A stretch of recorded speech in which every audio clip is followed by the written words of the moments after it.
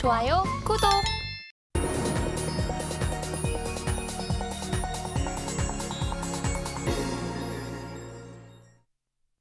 개인 투자자가 아닌 전문가는 장 시작 전 뉴스를 볼 때 어떤 부분에 초점을 맞출까요? 오늘의 일면 헤드라인입니다.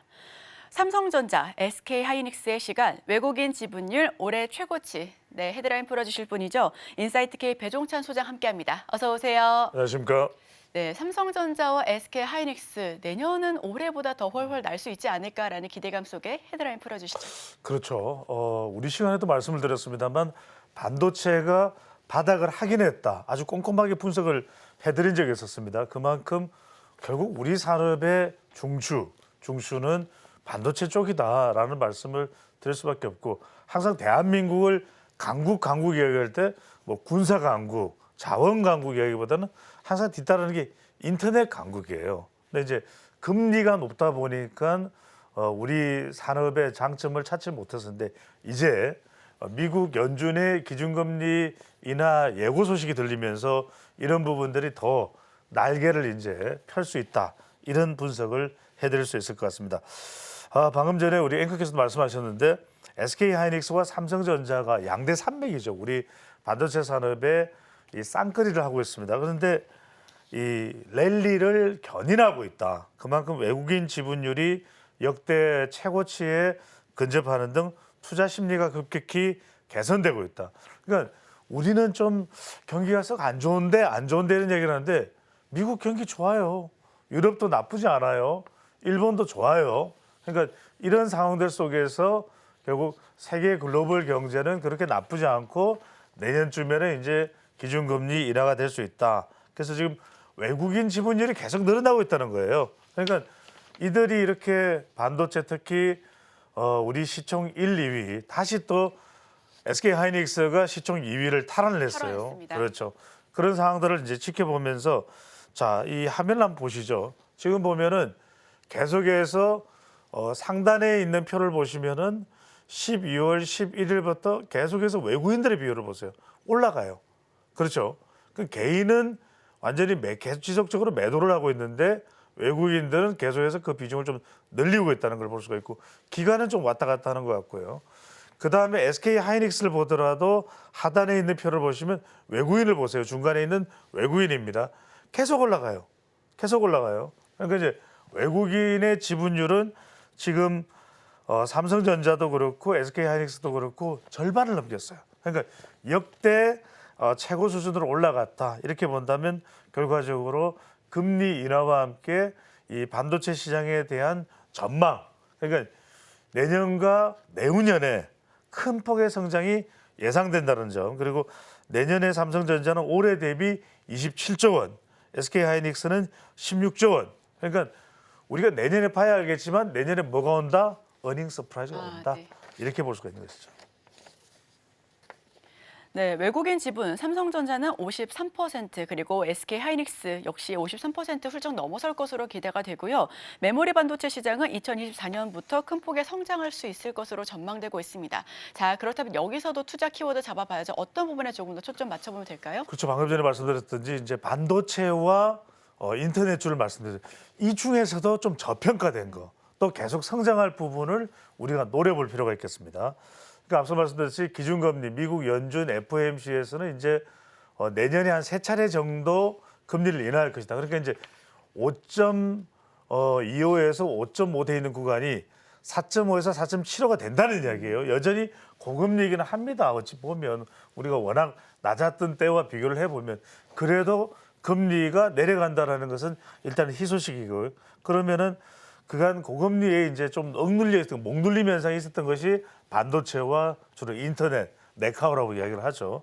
그래서 이런 부분들이 좀 상승할 전망이 나오고 있고, 올해 이제 마지막 FOMC 회의 결과가 시장 친화적이었던 것도 상당히 여기 이제 영향을 주고 있는 겁니다.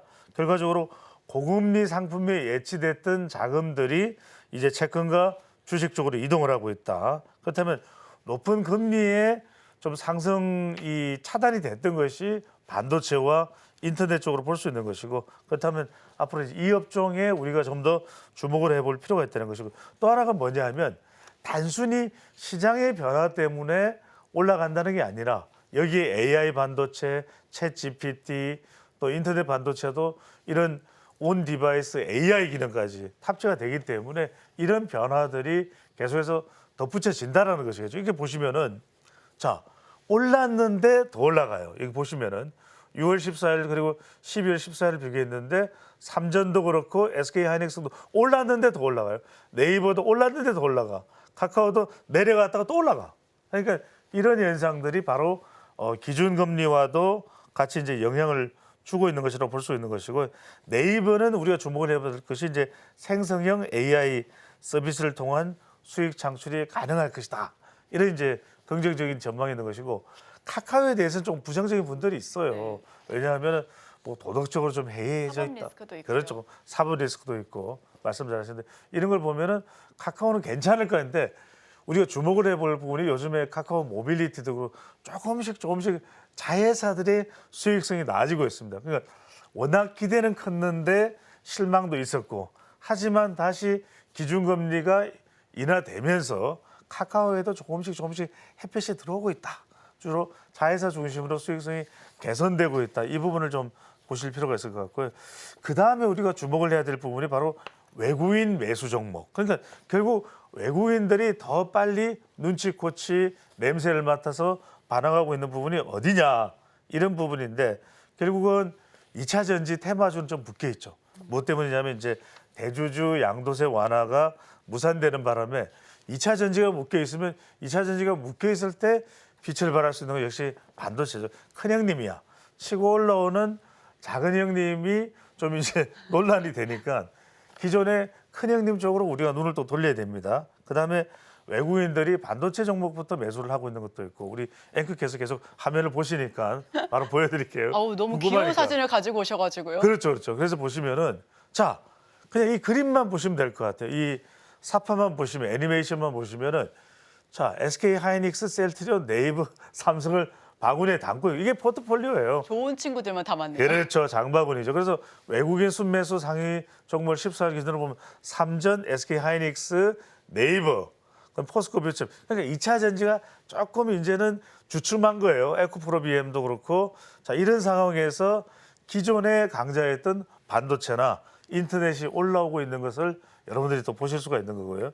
저 그다음에 우리가 미국 필라델피아 반도체 지수가 2년 만에 최고치다. 역시 우리가 반도체 그럼 필라델피아죠. 네, 필라델피아. 그다음에 아까도 말씀드렸습니다만 내년 후내년에 D램이 좋아진다는 거예요. 그러니까 뭐 HBM이 됐든 뭐가 됐든 간에 NPU가 됐든 GPU가 됐든 엔비디아가 됐든 여하튼 좋아진다. 그다음에 인공지능 시장 확대가 이제는 대세는 인공지능입니다. 인공지능 시장 확대가 이 가격도 더 인상시키고 출하량을 동시에 올릴 것으로 그렇게 예상이 되고 여러분들 이거 잘 보셔야 됩니다. 앞으로는 범용 중심의 이 메모리 반도체가 아니라 첨단 산업 그러니까 스페셜 D램이 전체의 절반 이상을 차지할 것으로 추정이 되기 때문에 여러분들이 첨단 반도체, 스페셜 반도체가 나오면 반드시 주목을 해볼 필요가 있겠습니다. 네, 전문가는 오늘의 일면을 통해서 연준 금리 인하에 선제적으로 대응하자라는 이야기를 해주셨습니다.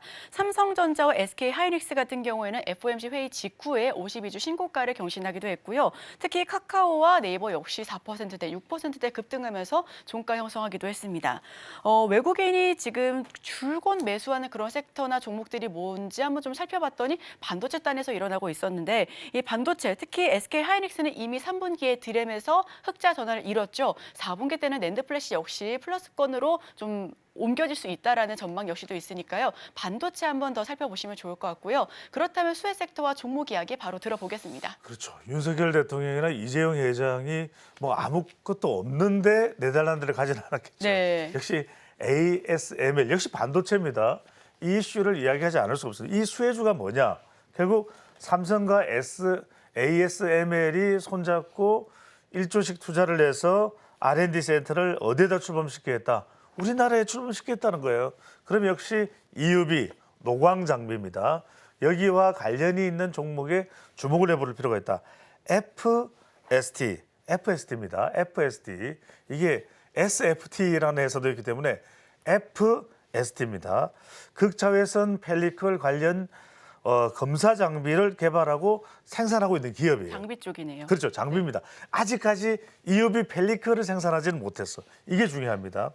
펠리클이 뭐냐면 이 회로가 새겨져 있는 포토 마스크를 보호하는 초방막 필름이에요.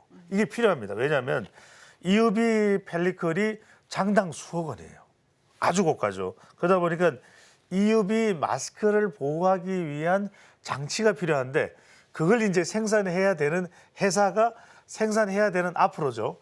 회사가 바로 이 FST입니다. 그런데 TSMC는 이 EUV 펠리클을 내재화했어요. 그런데 삼성전자는 아직까지 완전히 내재화를 못했는데 S 들어갑니다. 누구랑 관련이 있겠어요? 삼성. 그렇죠. 삼성이 이 FST 지분 7%를 보유하고 있습니다. 삼성이 지분을 보유하고 있다는 사실을 여러분들이 항상 유념해 두실 필요가 있고 그래서 EUV 펠리클이 중요한데 지금 FST가 연내 생산하겠다, 양산하겠다 이렇게 목표를 정하는데 이거 가만히 보시면 여러분들이 이런 차트를 보실 때 중요한 게 자, 2016년 이후부터 거의 한 5년 동안은 꼼짝도 안 했어요. 네. 그런데 펠리클 개발 소식이 나오고 이러다 보고 삼성 지분 투자가 되면서 올라갔다가 내려갔다가 다시 올라가는 그런 상황이거든요. 여기에 여러분들이 주목을 좀 하실 필요가 있습니다. 그동안 펠리클이라는 것에 대해서 초방막 필름이에요. 마스크를 보호하는 이런 펠리클에 앞서 있는 기술력을 보유하고 있는 FST 주목을 하실 필요가 있고 또 하나의 회사가 우리가 뭐 텔레폰 뭐 이건 여러분들이 텔레라는 용어는 굉장히 익숙한 거니까 텔레 칩스입니다. 네. 제가 또 다른 칩스 하나 소개해드렸던 거 기억나실 텐데 이 텔레 칩스에 좀 주목을 해보실 필요가 있는 게 또 하나 우리가 반도체든 인터넷주 두 개를 아울러서 주목할 수밖에 없는 용어가 온 디바이스 AI예요. 우리 앵커께서도 많이 들어보셨을 텐데 이게 이제 새로운 테마로 자리를 잡고 앞으로 이쪽 시장은 계속해서 성장을 할 수밖에 없다. 이렇게 이제 이야기를 하고 있습니다. 자, 온 디바이스 AI 쪽은 설계가 중요합니다. 어떻게 제품에 따라 설계를 하느냐가 중요하기 때문에 이 반도체 설계 기술을 가지고 있는 팹리스 회사들이 수혜주가 될 수밖에 없다. 그래서 텔레칩스뿐만 아니라 퀄리타스 반도체, 가온칩스, 칩셋미디어가 우리 시간을 통해서 바로 소개해드렸던 것이고 제주 반도체, 오픈 엣지 테크놀로지, 그다음에 리노공업, HBSP, 코아시아 등 다 주목을 좀 해보실 필요가 있습니다. 근데 이제 온 디바이스 AI가 뭐라고 말씀드렸습니까? 그러니까 이 AI 인공지능 연산이 수행되는데 인터넷 연결될 필요 있다 없다? 없다. 없다는 거예요. 그래서 저 전력을 통해서 물론 그러다 보니까 인터넷 연결 안 되니까 연산할 수 있는 기능 자체는 좀 범위가 좁지만 그래도 인터넷 연결도 안 되고 자체적으로 수행이 되기 때문에 이 삼성전자에서는 내년 1분기에 온 디바이스 AI 기능이 탑재된 갤럭시 24를 출시할 것이다.